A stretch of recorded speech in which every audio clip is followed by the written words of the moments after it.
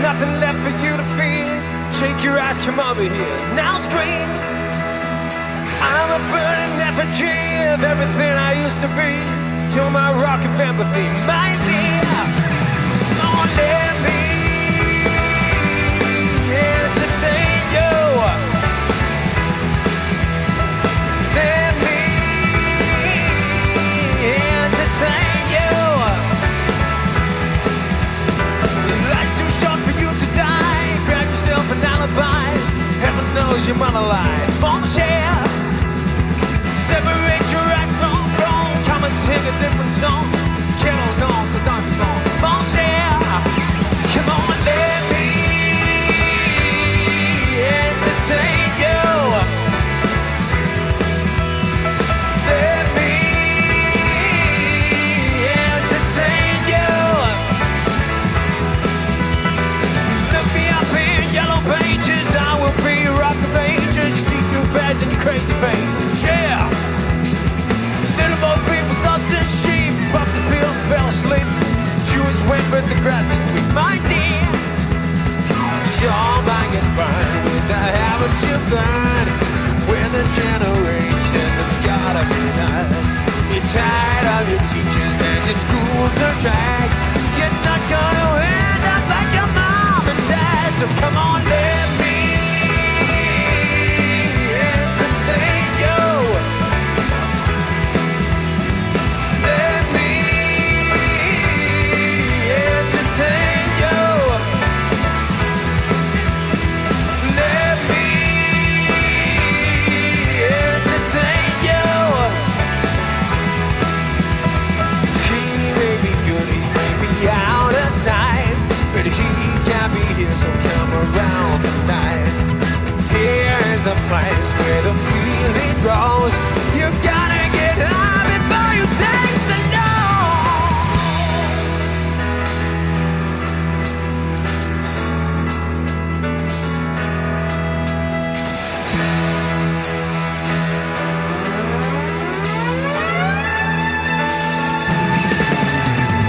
Let me entertain you.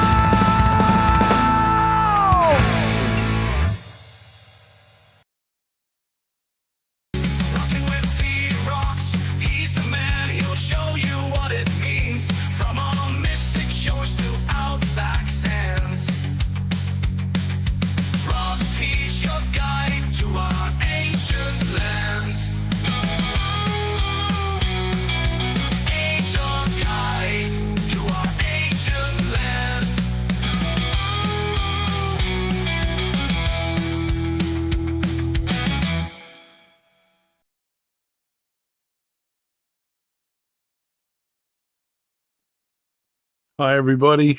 Great to see you all. Because I can't. But anyway, good to see you in the chat. Hi, Ian. Hi, Davo. Hi, Rob. Hi, Luke. Hi, Karen. Hi, Eric.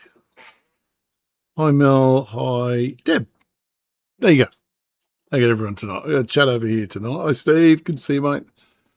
So, what are we going to talk about tonight? Well, same shit, different day. I'll pop the chat out, actually. Why not?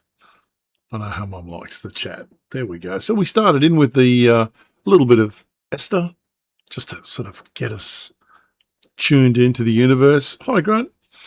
And then some Filthy Animals. Bit of a contrast, but contrast is good. And there is a song at the end, a Filthy Animals song. And Mum, g'day, Mum. You might not want to listen to that one because, the audience might say some rude words. You all know what it is already. But anyway, Mum doesn't. So you might not want to listen to the song right at the end. As anyone with Disney princess ears might not like it. Yeah, the Australia Day Challenge. We'll talk about that because it was a bit of fun. A lot of fun. Takes you places you don't even know you can go. So let's can I chat briefly. Have a quick run around the board. We got a few missing tonight because they're not working. Tokyo, the usual, looking awesome. There's a little train going across in the front there. Oh, I love it. Hi, Michael. Hi, Midori. Up there in Tokyo. What's the temperature there? Oh, 7 degrees. Oh, I hate it. Oh, I love it. That's a great temperature to live at. It really is. Skytree up there, of course. What have I done with Poiter? Uh-oh, I turned him off. Did I lock him? No, I didn't lock him. Locking your pointer's not much use. You can't point with it. Oh, really? Thank you. Skytree's got a nice white light tonight. Lovely thing. Little train. That is probably... the Japanese have quite a few names for trains. That's probably a Shigetetsu, which is like a subway train. Not a subway train. It sort of is. I don't know. Michael, let me know what it's called. I know it has a Japanese name for that particular train, but that type of train. Anyway, we'll get there. There's Tokyo. Where are we going to go next? Well, we're not going to go to Abbey Road tonight because the webcam's not working. Paris, looking a bit goopy today. Don't get a temperature out of that one, but it doesn't look warm, does it? The more I look at Paris, I know this sounds a bit cliched, the more I like it. Sydney Live, Rob. Oh, the sun's just going. You might a little flash of the previous frame there. The sun was setting. It looked absolutely amazing. Again, probably one of my favourite webcams in the world. Except the Opera House does look like a bunch of dishes stuffed in a dish drying rack. But, it's pretty, though. It's one of those buildings, the closer you get, the better it looks. You look down to just the tiles look amazing. Everything in it is amazing. I love it. I really do. I've not been to a concert in there. Lovely stuff. Hakodate, absolutely ridiculously freezing. Do we get a temperature? No, we don't. Do we get a temperature? Come on, get out of the way. It's your other... you idiot. Forget it. I'm too spaced. I can't do it. So, yeah, it's been snowing hell. I couldn't see the ground there when I first set this up. There was a big snow flurry coming through. And the reason it looks so bright and white is because it is bright and white because it's covered in bloody snow. Nice place, though. Absolutely. So what do we got next? Earthquakes. Yeah, we got a few live cams. Bloody Kilauea. I had that live cam for you. There's been 1,600-foot lava fountains coming out of Kilauea for 3 days, and it stopped today. Sorry. I'll probably show you a replay of it, but just to get that in perspective for you Brisbanearians, the Mount Cootha TV towers, the tips of those TV towers are at 1,500 feet, about 300 metres above sea level. Those lava fountains were 1,600 feet. That's a lot of feet. It's a big lava tower. Again, you look at this thing, you see it being burst up into the air and it's coming down in slow motion because it's heavy, because it's rock. Even though it's molten, doesn't mean it's any lighter. It's rock. Amazing stuff. Oh, amazing stuff. Humbling is what it is. Earthquakes. Yes, there's been earthquakes. The old West Australian seismic zone is up to its old tricks again. Fairly reasonable one off the shelf out here. A little cyclone just went through there. It was only a baby, but still blow your washing off the line. And South Australia's had this cluster going on up here. I don't think that's man-made. Something's moving there. Again, Bega's dropping one a week, this little area here, the Lower Monaro area. And one off the coast here. That's almost certainly a sediment slide of some type. I haven't looked into it, but there are some big slides off the coast here in front of Mooloolaba and the Mooloolaba volcano. There you go. We could interact with that. We probably should. Let's interact with it. See what the rest of the world's up to. Papua New Guinea, Indonesia, looking the same. Philippines has quietened right down. Japan has not. And Kamchatka has not. It's going off. Not only is it just freezing up there, it's just, this whole plate is moving, as we said a couple of weeks ago.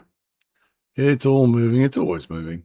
What you want it to do is keep moving. What you don't want it to do is stop moving for a long period of time, because it will then move again all of a sudden, which is very bad. Sea temperatures, still warming up. Not as warm as they were last week. I'm not completely sure why. It's probably the way the ocean currents are. Much of tonight. I don't know why that's green. It doesn't look green in this image. But yeah, we've got another low pressure system sitting in here. If it pulls out into here and gets hit by a high pressure system and spins it up, you just never know.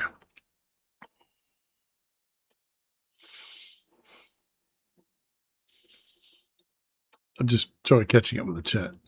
Yeah, the usual spots going off. Exactly. Sea pressure today. This is up to date this afternoon. It's 4 o'clock this afternoon. You can see the low pressure out here. That's not going to do anything. What am I doing? What did I just do? Eek. I grabbed the wrong thing. I tell you, one day I'll learn how to use this software. It's reasonably complicated. That's that X-cyclone. This is probably going to come through here and give us some rain in the next 3 or 4 days. This monsoon trough is well established. I'm very surprised if that stops there. Probably goes right across. That probably also goes up through there. Anyway, probably the feature there that's going to give everyone a bit of curry is this trough as it comes through. Hopefully it'll stop those damn bushfires. That poor guys are getting smashed down there. Hi, Elisa. Sorry if I missed anyone. Well, look away, I can't see it. If I put it here, I can't see the screen.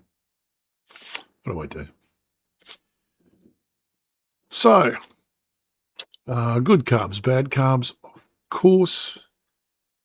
A couple of very nice looking, I don't know, I think they're Webers. Not a couple, an absolute crap load of downdraft Webers. I think side draft and downdraft, it depends where the fuel bowl is as opposed to the throats. So there we go. So what are we going to talk about now? Well, of course, we're going to talk about Twisted Visions. Steve, Davo, Neil. I tell you, it's been a great week. It's not Neil. Gizmo. Cheryl. Rob. Liam. Myself. We did all these amazing videos. I thought they were all amazing. I really did. Webers, aren't they? Thanks, Mel. I thought they were Webers. So, we'll start at the bottom. Liam decided his interpretation was that we would do something about Brisbane for every letter of the word Australia. Awesome. Great stuff. Yeah, I just, nothing I could say. There are no wrong answers here. Now, Davo the Dog, unbelievable that you pulled that out. I tell you, they said it couldn't be done. It was done. Well done, man. Well done. I liked it.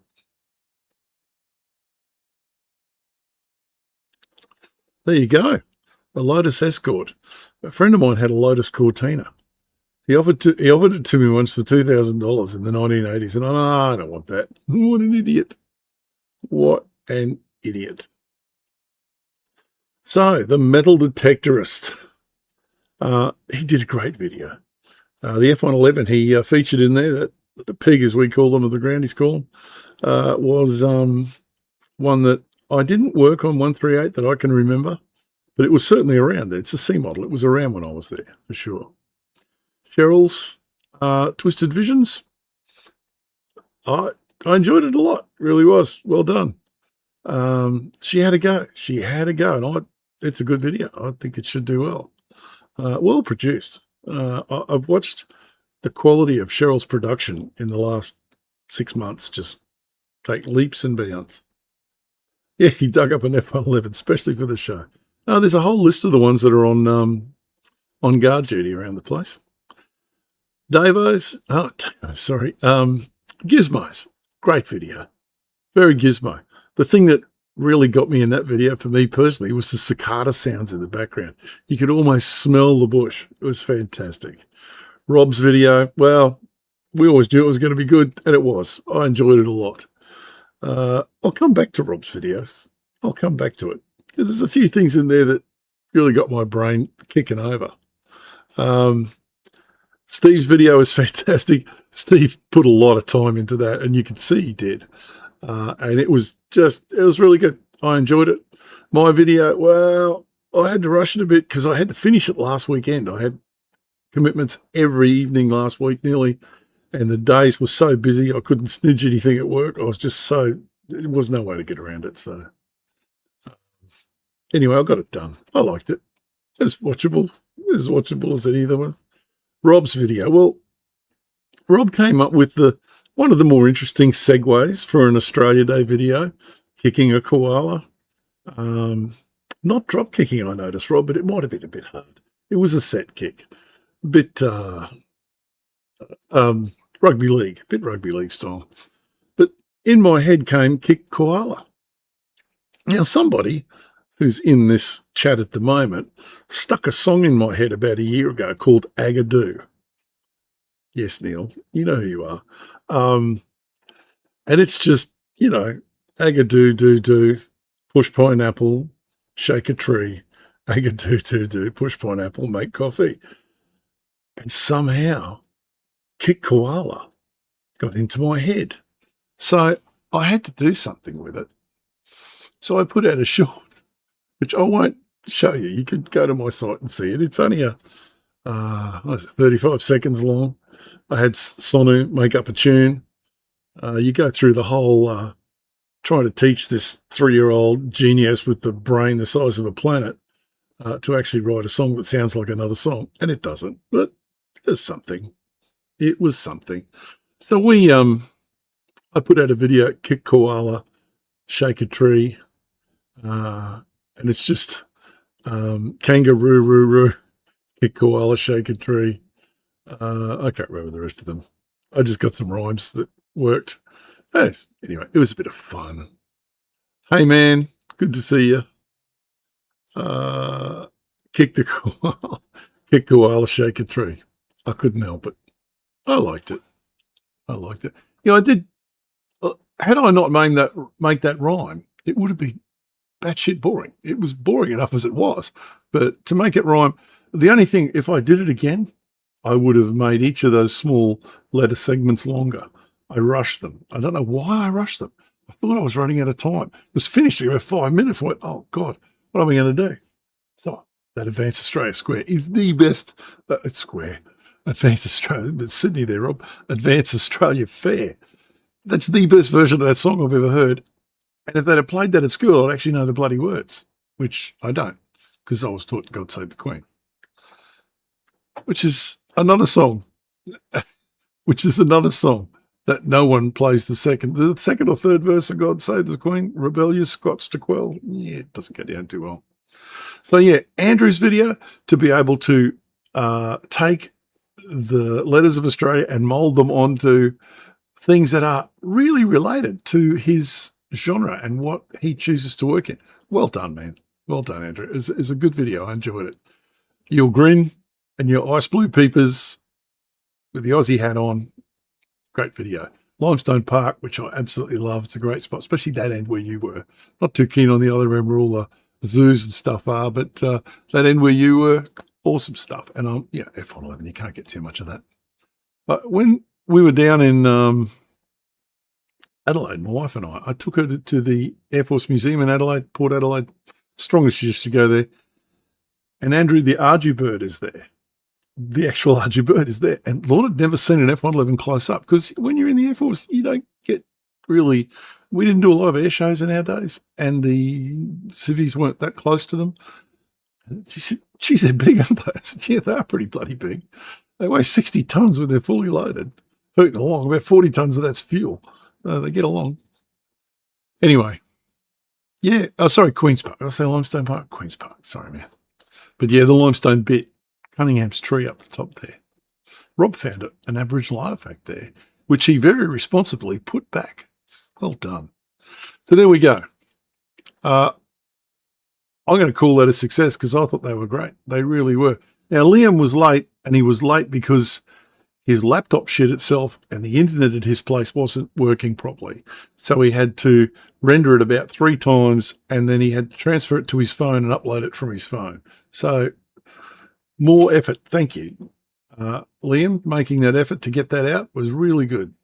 Nothing's easy. That's worth doing. Yeah, it's a lovely spot. Mate. They are big. They are big. One of the jobs I had as a young airframe fitter was grinding the corrosion out of the rims. Before they'd strip the anodizing off them, you'd go and they get little pits and corrosion in them. Grind all the corrosion out and blend it, send it back down to the electroplaters. They'd re-anodize them, and back out they go. Yes, you should always leave vintage articles where you find them, Rob. I agree with that.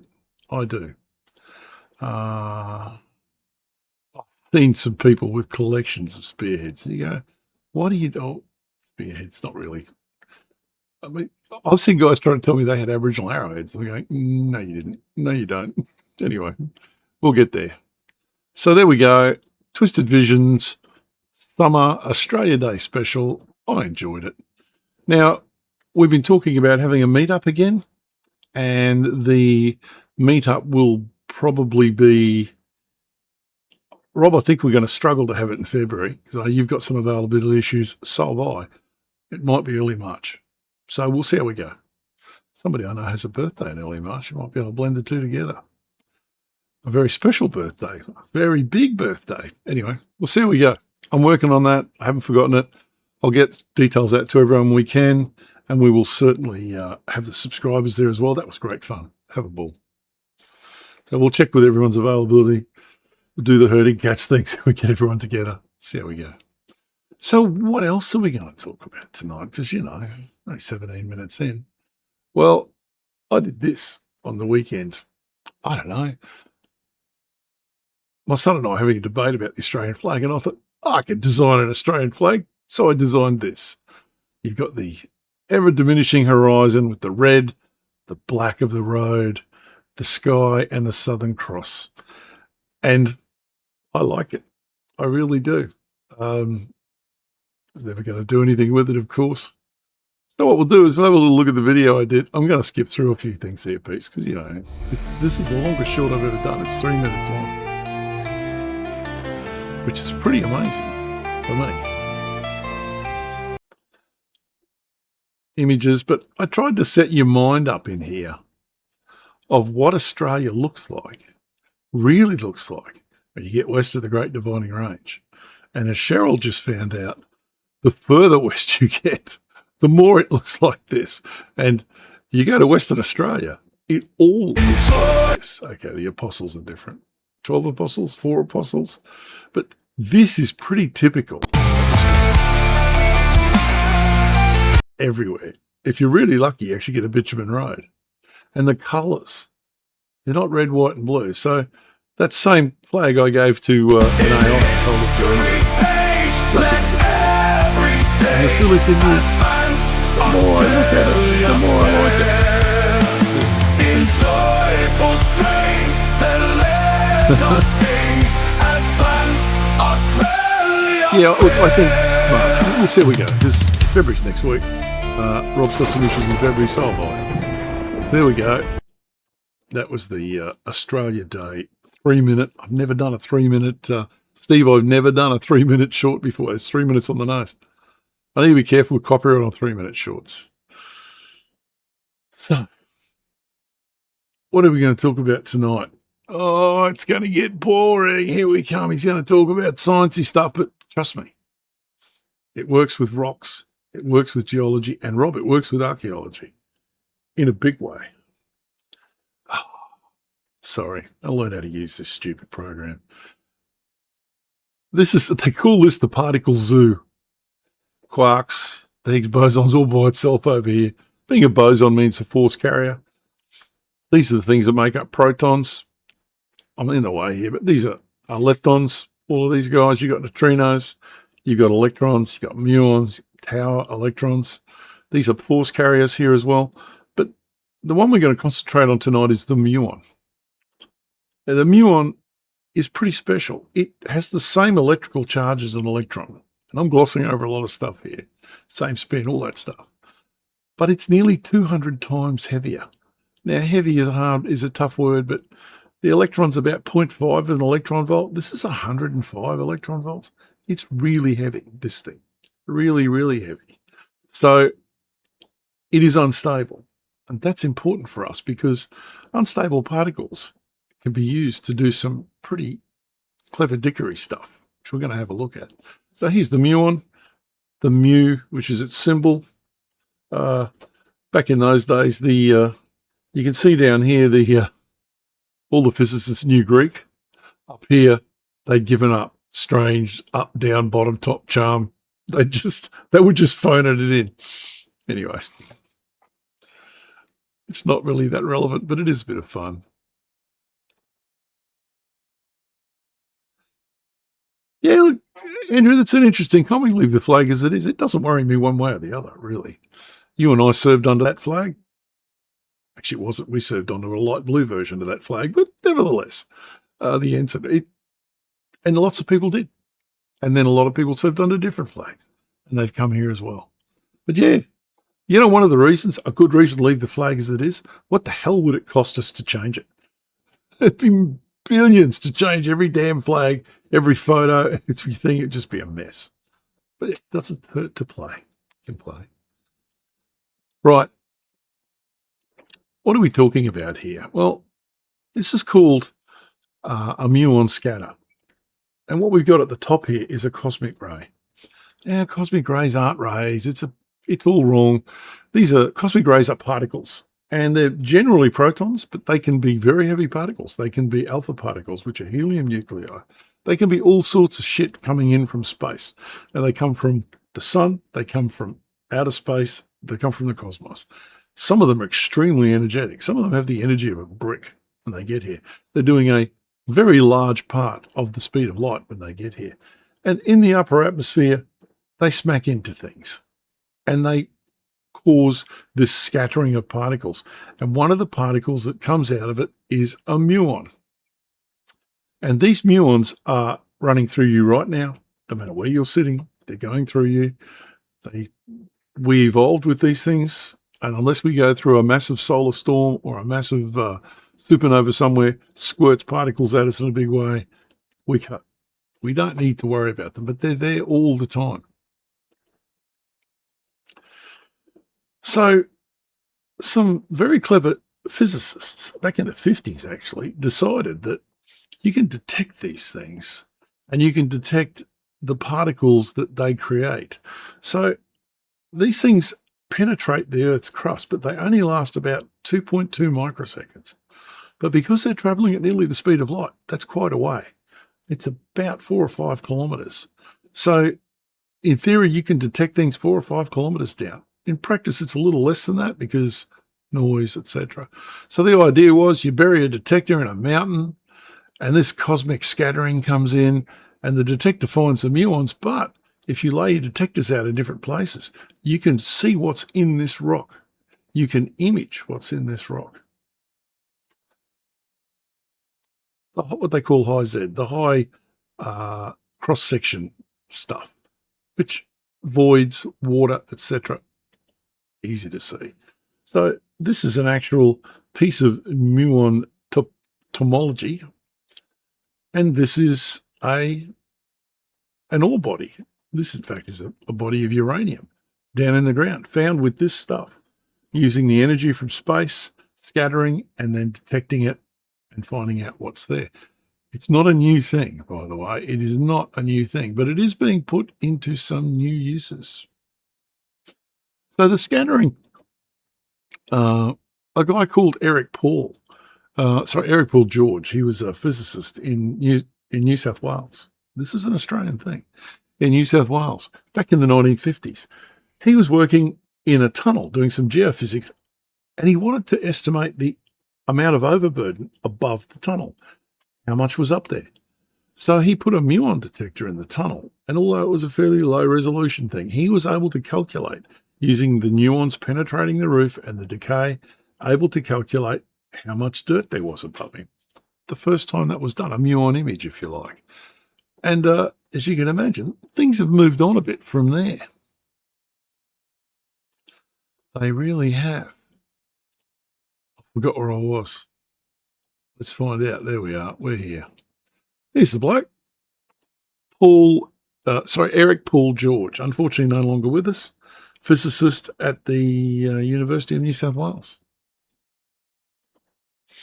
So these are muon detectors, and these are in one of the pyramids. And yes, they have imaged the pyramids. You probably heard a few years ago all of this, we found a new chamber in the pyramid, etc. And it was done using muon scattering, I'm reading it, tomography, because that's how they did it, and that's how they're still doing it.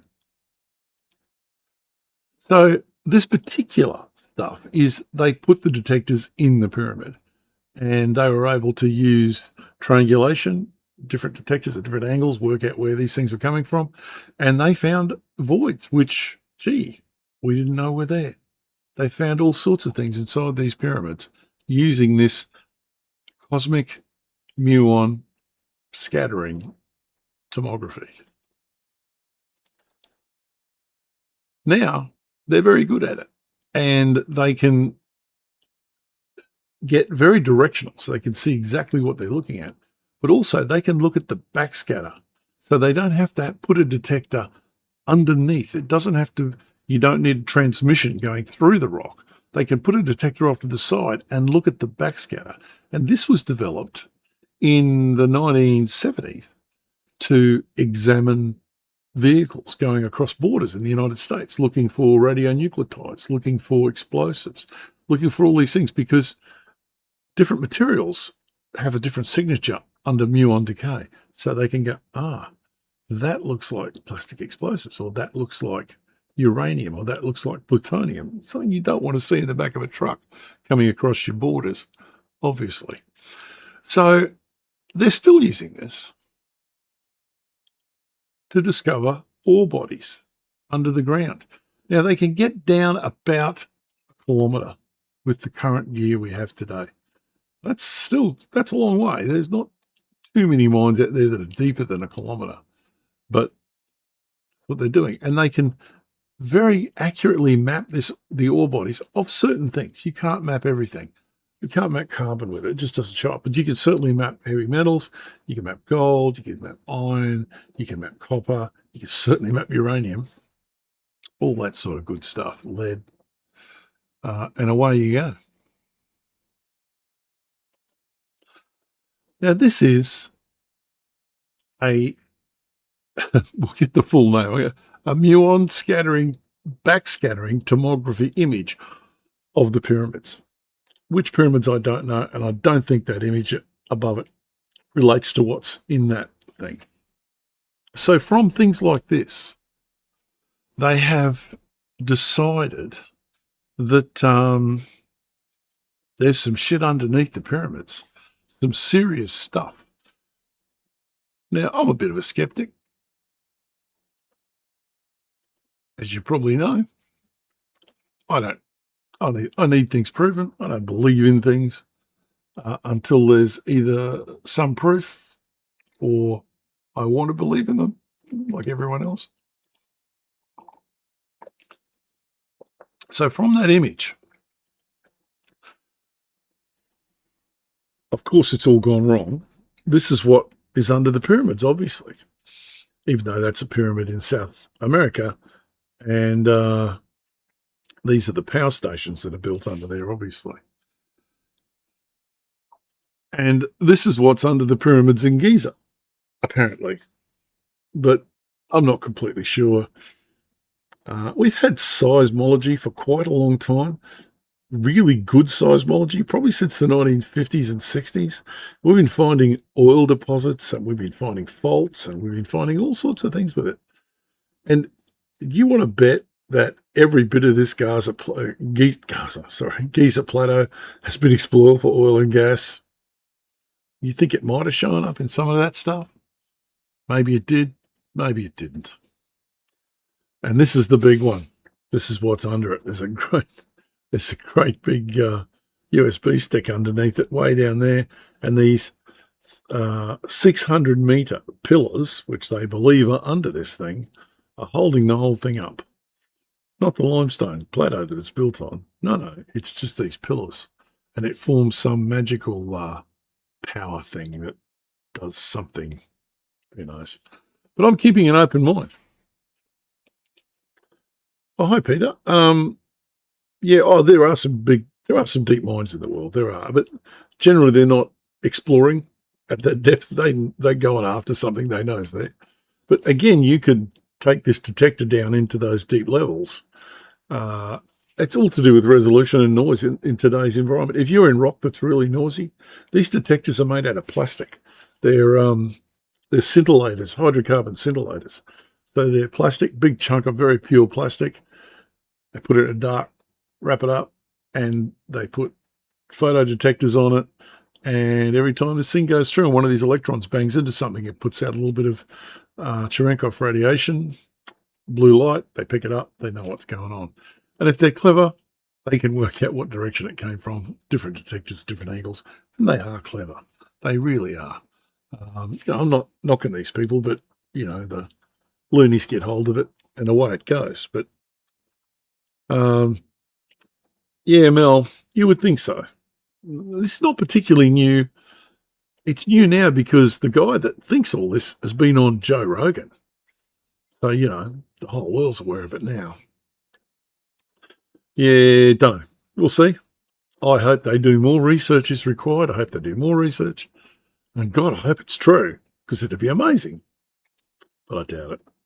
The one thing I can tell you, there's been a lot of debate about the pyramids over the years, how they were built, who built them, whatever. The one thing I can tell you, the people that live there now did not build them. Not a chance. Cairo's not noted for its good building practices today. But anyway, there we go. So that's all. I had a bit more, actually, but yeah, it's the same stuff. So this muon tomography is very important in the mining industry. It's important in civil construction. If you want to dig a tunnel through a mountain, I think you might have remembered recently in the Snowy Mountain scheme, where the tunnel boring machine, Florence, I think it was, tunneled into a pile of mush in the mountain that was undetected. Just past Neil Lobb's cabin, Lobb's farm. No, I can't remember what it was. You've been there. You sent me the photos. Hi, John. Good to see you, man. So yeah, it's obviously had they used muon tomography, they'd have known that was there. They didn't. They obviously just drilled holes. They didn't drill enough of them. And then they had to drill a lot of holes because the poor little TBM, Lobb's hole, that's it, man. Thanks. The poor little TBM had to grout its way forward to get through with thousands of tons of very expensive grout. I hope they're still going.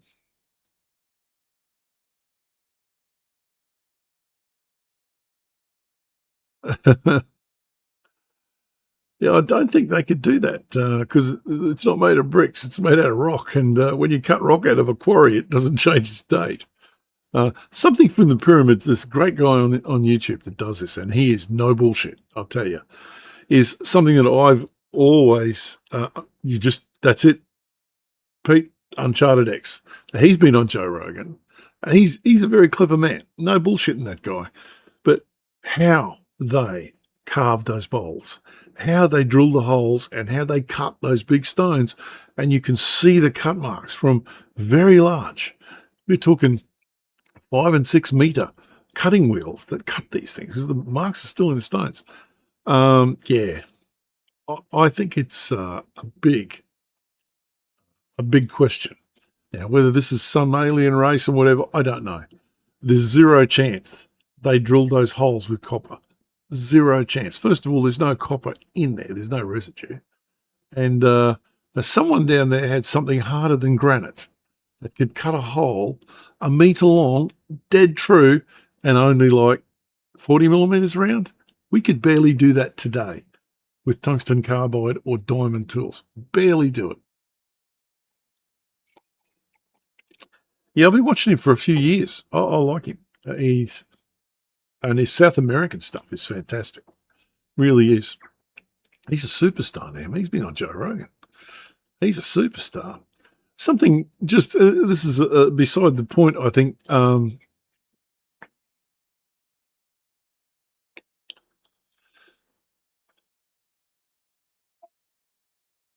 just looking, mate, sorry. Yeah, there's a bunch of, you have to date what's around the stone because the stone's going to date no matter what.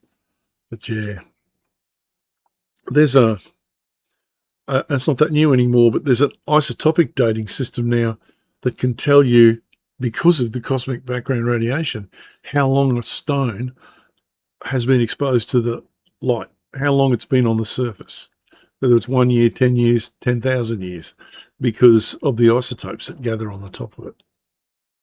Yeah, he's a nice guy. I agree with you completely. He's really good. So there we go. Just, wouldn't it be good on your CV? Oh, what do you do? I'm a muon scattering tomology guy. That's what I do. The good thing about it is there's no radiation involved. I mean, back in the oil industry, they used to use cesium sources. They dropped them down a hole, and then they would drop other sensors in other adjacent holes, and they'd use the cesium source to go through, and they could see various types of things in the rocks. These things are dangerous, really bloody dangerous. So yeah, it's good to see they're doing something that is passive, uses the radiation coming from space, not some horribly hot cesium source, which, by the way, if you all remember, a company in West Australia dropped one off the back of a truck and had to go and find it. And it was lying on the side of the road. Now, I'm not a sook when it comes to radiation, but those cesium sources are really hot. Strontium's worse, just worse. It's actually printed in a stainless steel on the side. Drop this and run, because that's how dangerous it is. Very good use.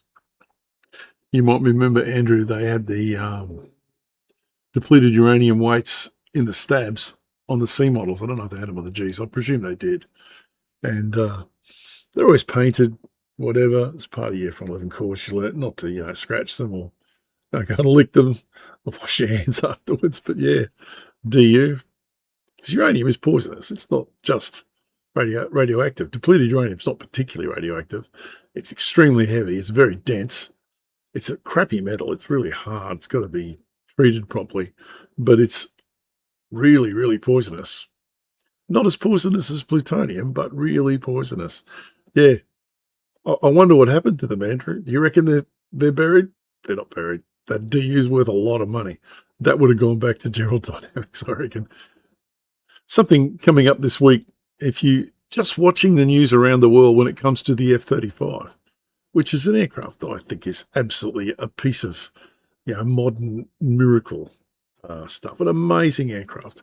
What it does and its electronics and the way it works in with the computerized battlefield, that's all just amazing. No question of that. But it would appear when you buy an F-35, it's a bit like a Tesla. You buy the aircraft, but you rent the software. And if the people owning the software decide they don't want to rent it to you anymore, your F-35 becomes, a garden ornament, as will your Tesla if Muskie pulls the software out of it. So I think it's starting to worry people. Australia had a great relationship with the United States, still does. And the F-35 is an awesome aircraft for us. But there's a lot of people around the world right now going, oh, so if they don't like us, they press a button and our aircraft stop working? That's pretty much it. It's a bit oversimple. Oh, yeah, Andrew, you do your work on the F-35 engine. Amazing aircraft. Just amazing aircraft. I never got to see one. I've never seen one. Isn't it funny, Andrew? They don't fly them over the cities. You don't see F-35 overflights in Brisbane. They're always F-18s. Something about single engine operation over populated areas, perhaps. Imagine running down the river on Riverfire with an F-35, pull up at the end, and the engine goes pop. You go, oh, which one of these apartment blocks do I hit? Because that's your choice.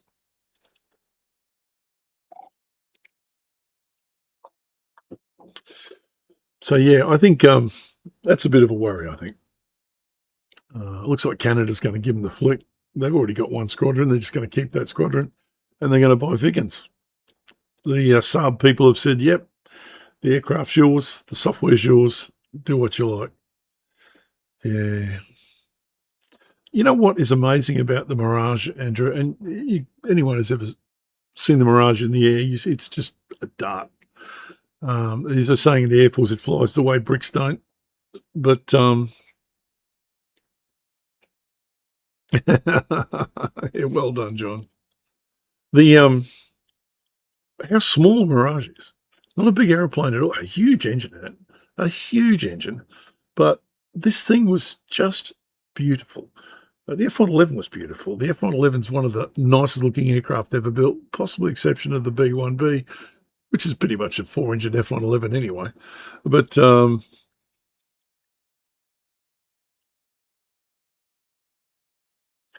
thank you, Brisbane. I put a lot of time into the music in my videos. Not everyone in our field does. They concentrate on the facts, the figures, the images, the video, the whatever presentation. But the music sets the mood for me.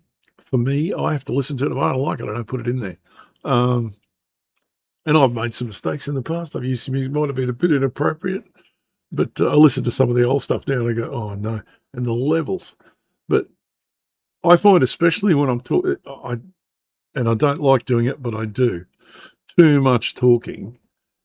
And the type of videos we make, when I say we, a lot of the people that are listening tonight that we're into, we make videos where there is a lot of talking. It's what it is. It's information. I just find I get sick of hearing my own voice. So little music pumps between the chapters and also a music track running under me. It just means when I do speak stupidly or I make a stupid noise that I didn't mean to make, comes out like that, the music eats it. And also any still quiet moments just get filled up. There you go. Yeah, that's just me. Yeah, look, Brisbane, I had a great idea when I first started this. I had a mixer here. I had 11 or 12 guitars. I'm giving a few away. I was going to play my own music. Oh, yeah, right. Right. 25-minute video, play your own incidental music. Good luck with that. You'll spend as much time doing that as you do making the video, planning it, putting it out, and it will not make you 1 cent more. So you spend $15 a month or something, subscribe to one of these music services, which is what I do, and I can get whatever I want from there, and it works. And the YouTube free music library is now absolutely enormous. The only reason I don't use it generally is because everyone uses it. But when I do something for Twisted Visions, for instance, all the music in the back of those Twisted Visions videos that I make for the other the other creators to use. That's all free music from YouTube. It has to be, because my music's only licensed to my channel. I've already made that mistake once. I won't do it again. Yeah, it's good fun. It is good fun. Again, everyone who's in this group here makes videos they like, or they wouldn't make them. It's that simple. Yeah, there's a bunch of free music out there, Andrew. There is, but one of the things I found with the free stuff is the service I prescribe to, I just can't think of its name now. There's an AI in there, and I can say, find me something that sounds like this. And it has a go. I must admit, it's not particularly good, but it has a go. Yeah, I just subscribe to this thing, and I can have whatever I want off it. There's a bunch of sound effects in there, which I don't hardly ever use. One of the things interesting, you guys remember a while ago, I changed my editor. I went from Power Director to Filmora, and I don't regret it, because Power Director was crashing on me all the time, and it just, there were words. There were words said when it crashed that didn't need to be said. Filmora has never crashed on me, ever. But until you really use something, you don't really know. A few things in there that are a little annoying, but I'm getting around it, is that they offer you all these amazing effects and stuff, which you shouldn't use too much of in your videos anyway. It looks like a 3-year-old did it.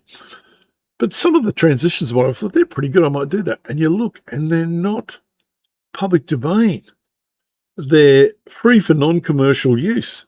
And commercial use, i.e. YouTube that is monetized, which my channel is, they're not free. So I go, oh, really?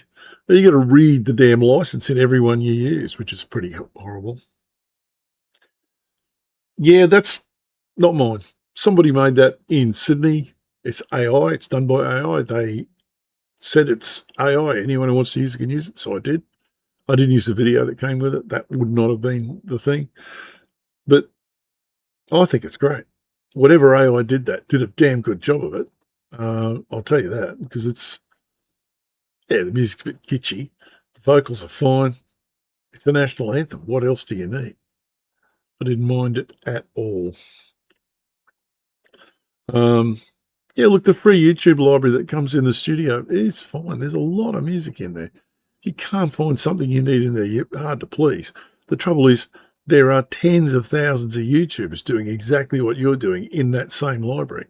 And you hear it all the time. You hear a lot of the British ones in particular, which I watch quite a lot of British YouTubers. Their music beds are all identical. It just is. I wish it was me singing. No, not at all.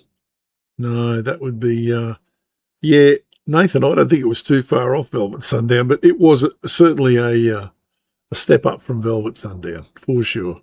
That was garbage, absolute garbage, which, by the way, I got a copyright ping on. Velvet Sundown, I had to tell them, this is AI, you cannot claim it as yours. And they released their copyright claim. The cheeky buggers that go around the world just claiming people. If you, as Steve will always tell you, question them all.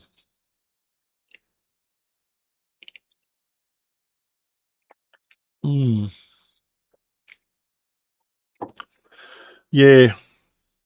Well, it's written on the American money, isn't it? In God we trust.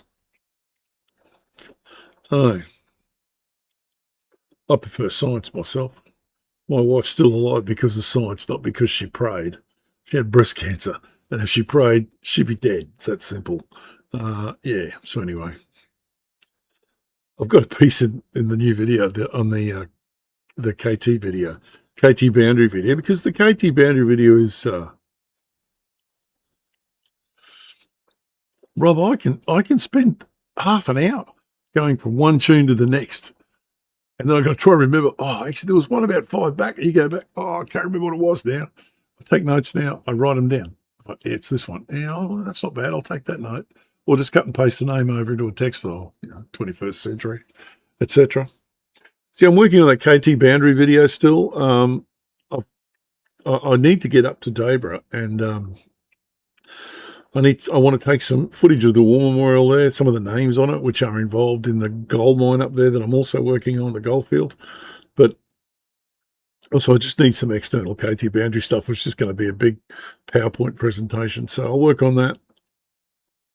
But those videos that rely on the geological history, the hard-coded geological history, I always get the creationists come back in the comments. And with, they start quoting Bible passages at me. And I had no problem with that whatsoever. They believe whatever they want to believe. The fact they think they can tell me that annoys me. But anyway,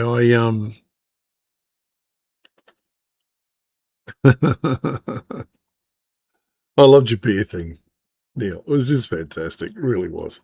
Anyway, so yeah, I put a little bit of, at the beginning of the video, I say, if you're one of the people who believes the earth was created in 7 days by a spirit in the sky who loves you but gives children cancer, this is probably not your video.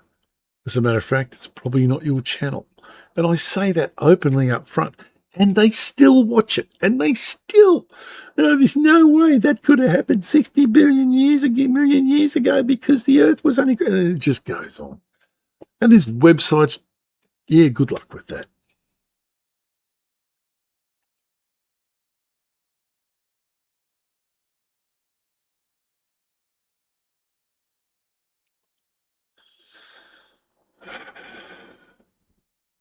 I'm just reading that, Nathan. Hang on.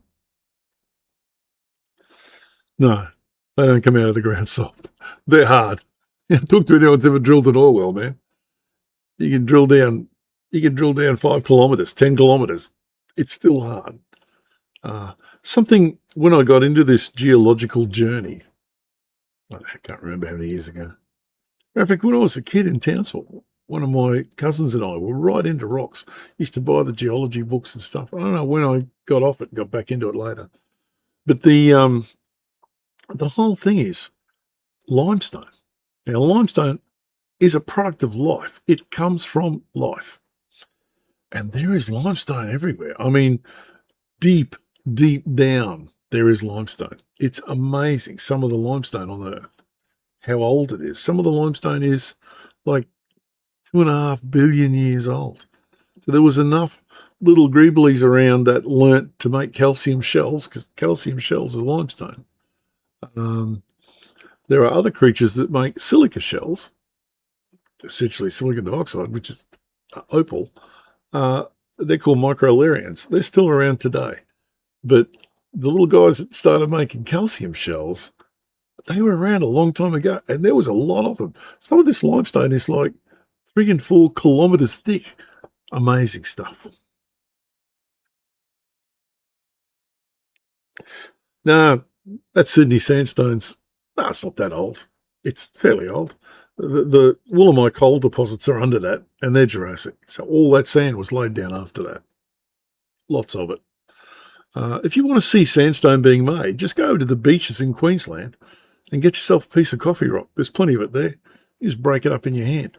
That cement, what do they call it? It's a name for it, where the rocks just start to cement themselves together with different chemical reactions within the rocks. Anyway, coffee rock, you break it up in your hand, or with your 4-wheel drive, which we've all done. Yeah, the only place, blind, there's punchline in my video here, but that's not true. The only place in Australia where the KT boundary is clearly visible and able to be studied is in Western Australia. Not very far from where Moss lives, from Youngbloods, which is a great channel. Wow.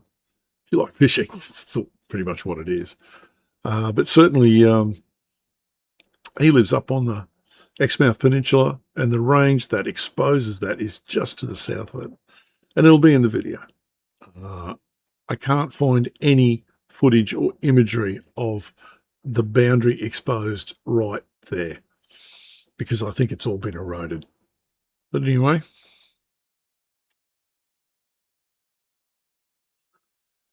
yeah, well, Steve and I, we blew one of the big mysteries of where Anstead got its name from. Hey, Steve. Yeah, Anstead's pretty volcanic in that area. It's basalt. But yeah, there's been basalt all over Brisbane. Everywhere you see red soil, somewhere nearby there's basalt, because the iron in the basalt oxidizes as it rots. Rob did a video, I think John from Gel Builder did a video as well on that quarry at Archerfield. That is a piece of basalt. It's called the Archerfield basalt. It's not very big, goes out under the airfield, and they quarried it back in the early 1900s, and they just changed it. Yeah, it's what amazes me over there, Andrew, is what passes for a mountain range. Yeah, they go, oh, this is the such and such ranges. Yeah, where? It's like 50 feet high. The road goes, oh, you just crossed the range. What? It's amazing. We build Air Force bases in nice places. I like Tyndall. Tyndall was good. Tyndall was good. You could go fishing in the river. But I did 2 detachments to Darwin over the years with the HS-748s. And one time there for about 3 or 4 days, the aeroplane broke and had to fly some parts up. But certainly that's when you learn what a pipeline party is. So you probably heard around Australia that roadside servos were referred to by truckies as chew and spews. They just were. They have an American version of it as well. But the original chew and spew is the one over the road from the Air Force Base at Darwin, which I think is a very big servo now. It wasn't in those days. 24-hour, of course. And they just, fast food. And you go over there and you get, because it was so hot. The Air Force Base was, nothing was air. There you go, John, the old draggies. There you go. I bumped into a mate of mine about a year or so ago who's now a Virgin captain, and he was also with me as a framie on the HS-748. And he now flies for Virgin. Very well, I would think. Yeah, Tyndall's great. Tyndall's great. Darwin, though, Darwin had the pipeline coming in. You had to cross the pipeline to go to the servo. So you come back at night because it was so hot. You just lie on the pipeline because it had the cold water coming into Darwin. It was always nice and cool. So you just sit on the pipeline, and they just had pipeline parties. You get a few beers and take them out there and have a few beers and get some chew and spew from the servo, and away you went. My favourite was always either a hamburger with the lot, which in those days meant pineapple and egg, or a bacon and egg sandwich, toasted, in the fat on the grill.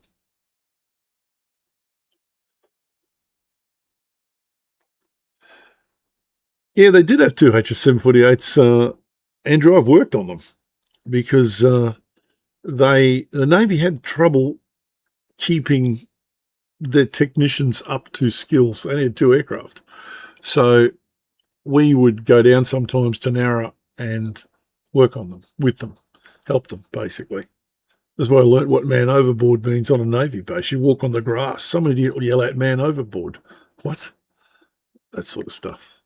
But they were not lovely guys. We had a great time there. Those aircraft were amazing. They were our first ECM birds, Andrew. And man, these things had a pop-out turbine, a wind turbine to run the ECM. And I was all classified. I knew nothing about the contents of the ECM, but you could sell this turbine. Was open for business. It had a body on it about 800 mils round in the airflow, and it had a turbine at the front that spun in the airflow. It was put out, it got pulled back in again, and that's how they ran it. The engines didn't have enough juice to run the ECM. Wow, what the hell was that thing putting out? Yeah, we had the ECM bird, and they had 2 HS-748s up in the VIP squadron in, 2? I think I might have had 2 or 4 up at Fairburn as well. So we had 8 of them at Sale, and they had them in Fairburn. Someone flick me an email and remind me. Next week, I will show you what happened to our aircraft, our HS-748s. They ended up in a junkyard in London. And in fact, 603, one of the aircraft I did a lot of work on, was there. I don't know what it is now. And it was just almost made me cry. I sent the pictures to my mate, and he just went, oh, you're kidding me. Because they sold them to a civilian guy who was going to get them this and that, whatever. And of course, bringing a military aircraft through to a civilian register to operate under civilian conditions is really difficult because the records are not the same. They're not there. You want to fly it as a museum piece like they do. They fly a Neptune, I think, now down at. I think I'm going to go down to Wollongong. Actually, I think I've just about talked my wife into going down to that new, that fantastic air museum down there. That might just happen. I'm not sure. Anyway, peeps, if there's no questions, I might love you and leave you. I haven't had dinner yet. I got home a bit late today. A Neptune. They've got a Neptune flying down there. 2 burning and 2 turning. Anyone that grew up in Townsville will remember the sound of a bloody Neptune. HS748, the turboprops are RDA, they're darts, so there's those Rolls-Royce darts, which are a bit loud, but the really loud bit on a HS748 is the supercharger. There's 2 of them, one on each wing, and there's another one in the APU. And when you open those spill valves, you've got a Ruth supercharger connected to the wall by about 1.5 feet of pipe. And man, it's loud. So when you see them taxiing them in, the spill valves are open on the ground because you want to spill all the cabin pressure. You can't turn a Root supercharger on and off an aeroplane. It just runs all the time. So you dump the air you don't want over the side. On the ground, you dump it all because you don't want to pressurize the aeroplane. And, of course, the noise. You get 8 of those taxiing in. Oh, my God. You can hear them in town. That's 3 kilometres away. You can hear them taxiing. Good fun, though. Anyway, peeps, I'm going to have to go. I forgot to put the chat back up. Oh, no. My name's going to be mentioned in dispatches now. Look out. I'm in trouble. Take that down. We'll have put the token chat back up. Sorry, Mum. I forgot. Anyway, I noticed Marty's not here. He was in the United States. He's probably still there. I got a train thing in the new. I managed to get a train into the KT Boundary video. An American train. All right, peeps. You know what I'm going to say? The world really is wonderful. I'm never going to stop saying that. I think he's amazing. And I will love you and leave you. We're going to go out tonight. Now, Mum, there's naughty words in this one. Might be time for you to just mute the video a bit. It's not the singing. It's the audience. They're just out of control. Night, everyone. Keep rocking with this next song.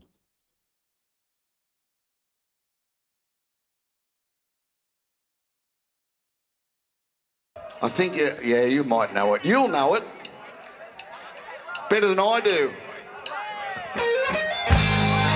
You all knew what it was. Let's dance.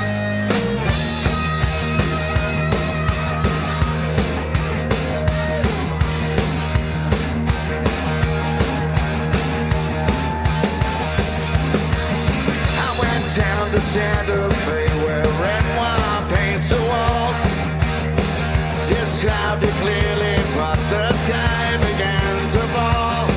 Am I ever gonna see your face again? Am I ever gonna see your face again? Tram cars and taxis like the white birds on the moon. They carry young girls past me, but none of them are you. Am I ever gonna see your face again? Am I ever gonna see your face again? Without you near me, I got no place to go. I wait at the bar, maybe you might show. Am I ever gonna see your face again? Am I ever gonna see your face again? I got to stop these tears that's falling from my eyes. I go walk out in the rain so no one sees me cry. Am I ever gonna see your face again? Am I ever gonna see your face again? Hit him with the siren, David!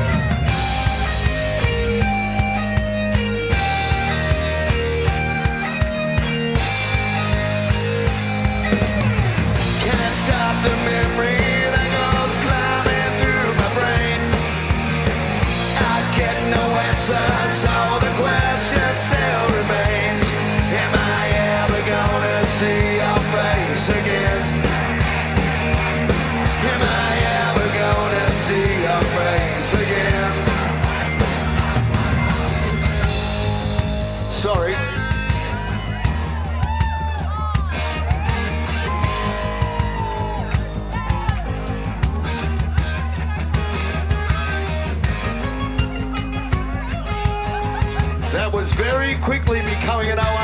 tissue, ladies and gentlemen.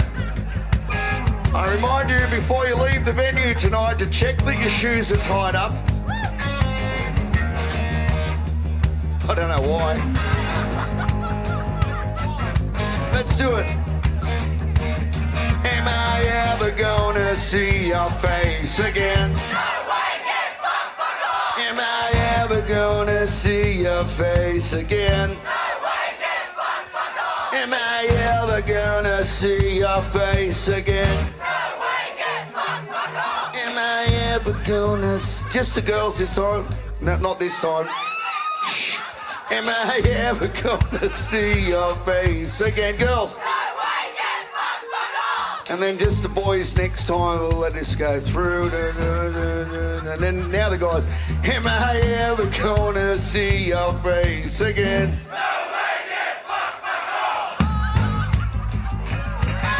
Now this one's just for all you St. George Dragon supporters. Am I ever gonna see your face again? Am I ever gonna see your face?